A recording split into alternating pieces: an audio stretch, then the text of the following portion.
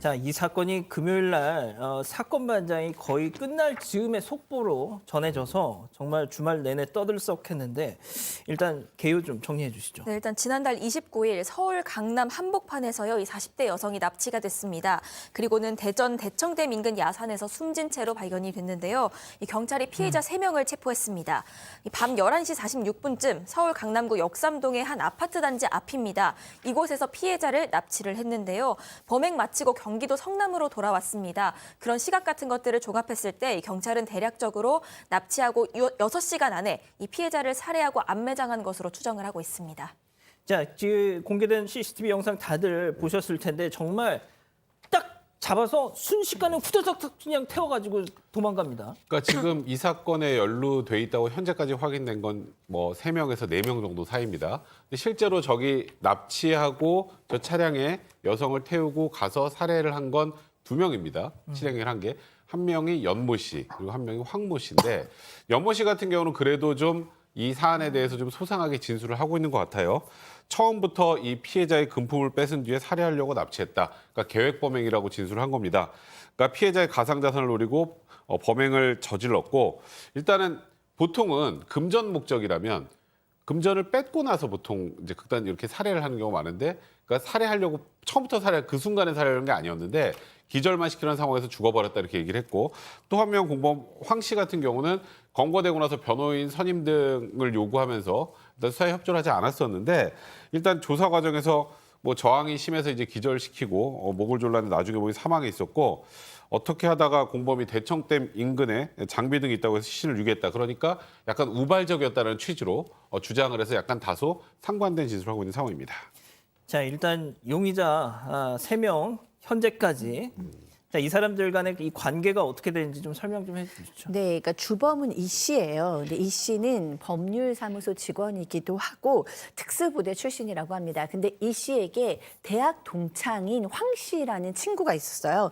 그 황 씨는 지금 주류회사의 직원이고 한때 대전에 조폭을 했었던 그런 친구였습니다. 친구한테 얘기합니다. 내가 누구 좀 특정해서 좀 청부살인을 하고 싶은데 네가 좀 해줘라. 그리고 이제 범행을 제안을 합니다. 그러니까 황 씨가 이건 혼자 하기가 어려우니까 연 씨하고 황 씨의 관계는 배달업을 하면서 서로 알게 되었다고 합니다. 근데 연 씨는 3,600만 원의 빚이 있었어요. 내가 3,600만 원 대신 변제해 줄 테니까 나를 좀 도와라라고 얘기를 해서 둘이 같이 지금 이런 범행을 저질렀다고 전해주고 있습니다. 자, 일단 아직까지 조사 중이긴 하지만 이 납치 살해 과정에서 어떤 그 피해자를 지목했던 그래서 주범으로 지목되고 있는 이 씨. 근데 진짜 그 아까 3분할 영상 다시 한 번만 좀 보여주실래요? 그러니까 저희가 이제 좀 이따 말씀을 드리겠지만 세상에 이게 뭡니까? 얼굴 꼭꼭 가려가지고 지금 성씨만 알고 있고요. 진짜 이게 정말 언제까지 이 지경을 계속 봐야 되는지 모르겠어요. 자, 이제 이 주범 이모. 왜 이런 계획을 세웠다는 거예요, 지금? 네, 일단 이 코인과 관련이 있는 것으로 경찰은 보고 있습니다. 일단 황 씨랑 연 씨 같은 경우에는 이 가상화폐 자산을 빼앗으려고 이 범행에 가담한 걸로 보이고요. 이 주범인 이 씨 같은 경우엔 코인과 관련해서 이 피해자와 약간의 원한 관계가 있었던 것으로 지금까지 조사가 되고 있습니다. 일단 피해자와 피해자 남편은 가상화폐 관련해서 이 복수의 투자 업체를 운영해 온 것으로 전해지고 있습니다. 그런데 이 주범 이 씨가 이 해당 코인에서 9천만 원을 손해 봐서 좀 그 손실을 주변에 호소해왔던 것으로 전해지고 있고요. 이 때문에 이 경찰은 이 피해자와 피의자 상대로 계좌 압수수색 영장을 신청을 했습니다. 그리고 여기에 더해서 이 경찰은 범행 전에 피해자가요, 피의자 중에 일부에게 돈 빌려달라는 지속적인 협박을 받았다 이런 정황도 확보를 했습니다. 자, 그러면 여기서 오늘 첫 번째 사건 체크포인트 짚어보죠. 추가 공범입니다. 자, 주범과 공범 2명이 붙잡혔어요. 지금 그걸 저희가 설명을 해드렸는데 조금 전에 또 속보가 들어왔습니다. 네, 맞습니다. 일단 추가로 한 명이 더 공범이 있다라는 얘기가 지금 나오고 있는데요. 일단 경찰 얘기에 따르면은 20대 남성 한 명을 살인 예비 혐의로 입건을 했다고 합니다. 살인 예비 혐의라는 건 그러니까 쉽게 말해서 누구누구를 어떻게 해서 살해하자라고 일단은 모의를 했지만 추가해서 범행에 나아가진 않았다라는 그런 취지인 것 같은데 뭐 일단은 피해자의 동선을 파악하기 위해서 미행을 시켰는데 20대 남성이 20대 남성이 미행을 하는 과정에서 미행이 너무 감시가 힘들다라고 하면서 범행에서 이탈을 했다고 합니다. 근데 일단은 피해자를 살해할 계획을 세우고 미행을 했다라면 살인을 준비한 과정으로 볼 수 있기 때문에 일단은 살인 예비 과정으로 입건을 한 거고요. 그리고 그 당시에 만약에 이 가담에서 너가 계속 범행을 하면 피해자로부터 코인을 빼앗아서 승용차를 사주겠다. 이런 진술도 확보를 했고, 그리고 일단 아직 이 공범이 한 명으로 단정이 좀 어려운 건 황 씨와 연 씨, 그러니까 실행을 했던 사람이 그러니까 공범이 한 2명 정도 더 있다라는 취지의 진술을 했다고 합니다. 예. 일단 여기에 범행에 사용됐을 것으로 추정되는 마취제, 그러니까 이 3인조의 차량에서 피 묻은 망치와 주사기가 발견이 됐고, 이 연 씨가 해당 주사기로 피해자에게 뭐 약물을 투여했다, 마취제를 놓았다 이렇게 진술했기 때문에 그럼 이 마취제를 구해준 사람이 있을 수도 있거든요. 지금 이훅 씨 공범인지 확인하고 있고, 그리고 피해자의 정확한 인적사항, 뭐 주소, 정보 이런 것들을 제공한 사람도 있을 수 있다라고 해서 경찰이 추가로 공범이 더 발견될 가능성이 있다는 취지로 지금 조사하고 있는 상황입니다. 자, 주범 이모가 심지어 법률사무소에서 사무장으로 있는 사람이었습니다. 예? 그 변호사 옆에서 그 로펌에서 사무장으로 있는 작자가 이런 짓을 벌였어요. 자, 승희 의원님. 네. 그 우리나라가 말이죠. 그 뭡니까? 감금 사건은 많습니다. 이제 그 스토킹 사건이나 네. 이런 데이트 폭력 때문에 감금 사건은 많은데 감금을 하고 납치를 한 다음에 심지어 목숨까지 뺏는 이런 살인 사건은 지극히 드물잖아요. 자, 그런데 서울 한복판, 그것도 강남 한복판에서 이런 일이, 자, 더군다나 강남에 CCTV를 얼마나 많습니까? 지금 그 영상 다 잡혔잖아요. 예? 이게 어떻게 가능할 수 있었느냐. 그러니까 이 부분에 대해서 굉장히 국민들도 분노하고 있는 거고 국민들이 우려하고 있는 지점인 거죠. 방금 앵커가 이야기했던 그 부분입니다. 어떻게 보면 가장 안전한 대한민국이 가장 위험한 순간이 되었고 그들에게 끌려들어가는 피해 여성은 단 1분도 되지 않고 주위에 살려달라고 이야기를 했지만 그 여성의 생명은 죽음으로 저희들한테 돌아왔기 때문에 이 부분이 굉장히 심각한 상황인데요.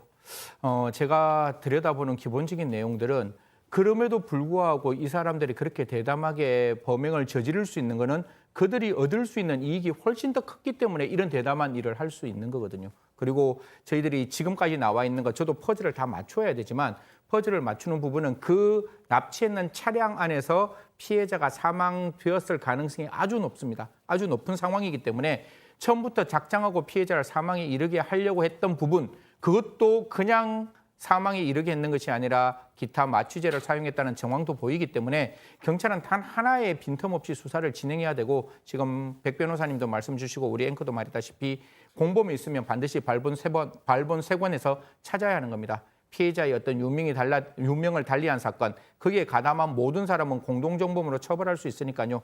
이게 있는 공범이 있다면 포렌식을 통해서 휴대폰 확인하는 거 어렵지 않습니다. 분명히 다른 사람이 피해자의 신원을 알려줬다면 예. 그 부분 확인하는 게 필요하다는 말씀 드리겠습니다. 자, 근데 그 영상 다시 한 번만 좀 보여주실래요? 예. 아니요. 그 CCTV 영상이요. 예. 자, 이수정 경기대 교수가 오늘 이 사건과 관련해서 저자들이 하는 걸 보면 뭔가에 쫓기듯 막 서둘러서 더군다나 고화질 CCTV가 고스란히 저렇게 자기를 찍고 있는 걸 알면서도 왜 저렇게 했을까? 이수정 교수는 청부 살인을 의심하고 있더라고요. 청부 사건은 시한을 주기 때문에 그러니까 언제까지 이 사건을 해결해라라고 청부를 사주하는 자가 시한을 정해주기 때문에 왜 아직 니들 결과물이 없어? 이렇게 재촉을 하다 보면 저런 짓을 하게 될 수 있다라고 얘기를 하고 있습니다. 그래서 이수정 교수는 계획범죄다 이거는 이렇게 분석을 하고 계시더라고요. 자, 그리고 오늘 앞서 그 3명에 대한 영장실질 심사가 있었는데요. 그 모습 잠깐 보고 가시죠. 왜 납치 살해하셨습니까? 또 다른 공범 있습니까? 피해자와 유가족들에게 한 말씀 해주시죠. 정말 죄송합니다. 금품 노렸다면서 왜 살해하셨습니까? 죄송합니다. 죄송하다는 말씀 외에 하실 말씀 없으세요? 예, 사건 반장하기 직전에 저 3명에 대한 구속영장이 발부가 됐습니다. 자, 승 의원님. 네. 자, 그리고 백 변호사님 두 분 중에 아마 말씀하시고 싶으신 분 말씀해 주세요. 자, 그 3분할 영상 다시 한 번만 좀 보여주시죠. 자, 이게 지금 사건이 발생하고 나서 지금 3일, 사흘이 지났는데도요.